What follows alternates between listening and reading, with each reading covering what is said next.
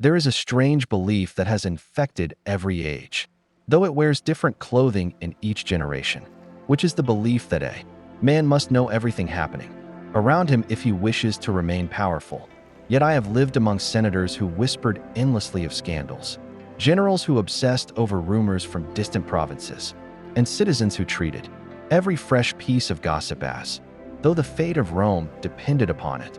And I discovered that the men who collected the greatest amount of information rarely possessed the greatest amount of wisdom, because the mind does not become stronger by consuming everything that passes before it, but by refusing entry to everything that has not earned the right to stand within its walls.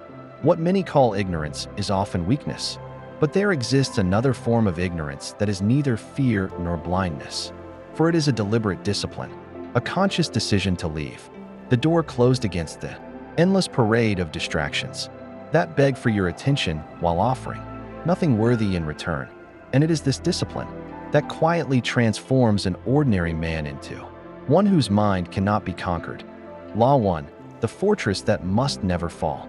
Every city that hopes to survive understands that its walls cannot welcome every traveler, every merchant, and every stranger without question, because the strength of a fortress is measured not by how many people enter it, but by how carefully it decides who may pass through its gates. And your mind deserves no less protection than the strongest city ever built. The Stoics called this place the inner citadel, not because it was made of stone or iron, but because it represented that sacred territory within you where your reason sits upon its throne, untouched by applause, untouched by insults, untouched by the restless storms that endlessly move through the outside world.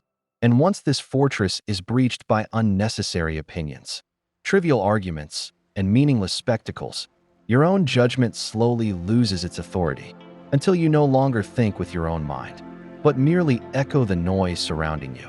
Most men believe they are choosing what they consume, yet it is often their distractions that have already chosen them, because the loudest voices are rarely the wisest ones, and the most urgent messages are rarely the most important, while true wisdom has never depended upon speed but upon careful attention.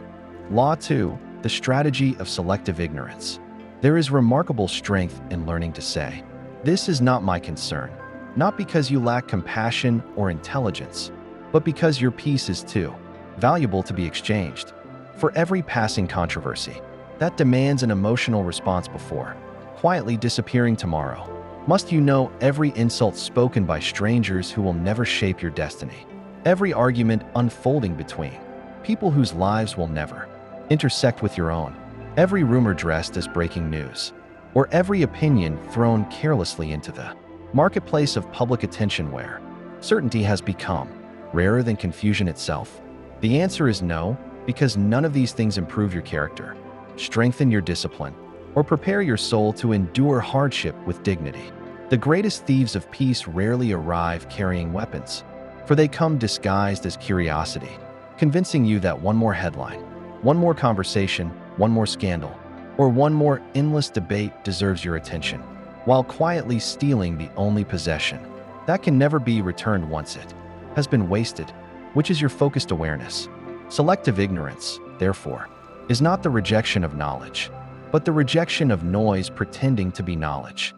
Law 3. Become difficult to disturb.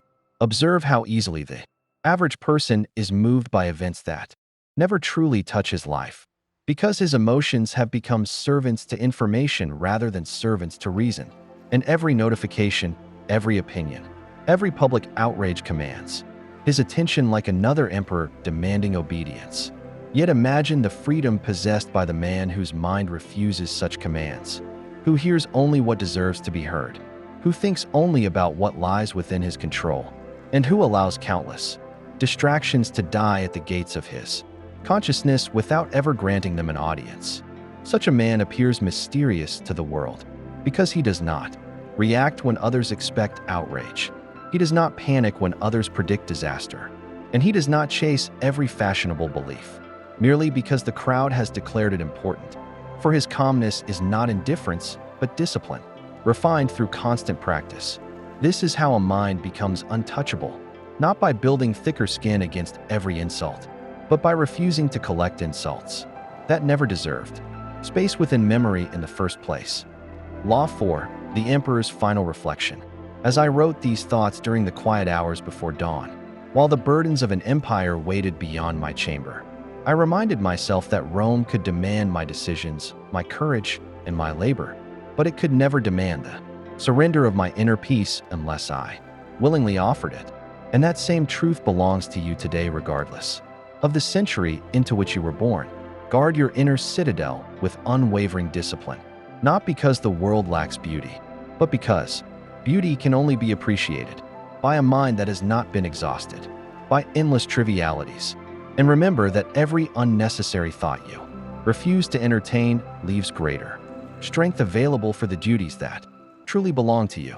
The strongest man is not the one who knows the most about the world, but the one who has mastered the rare and difficult art of knowing exactly what deserves his attention and possessing the courage to ignore everything else.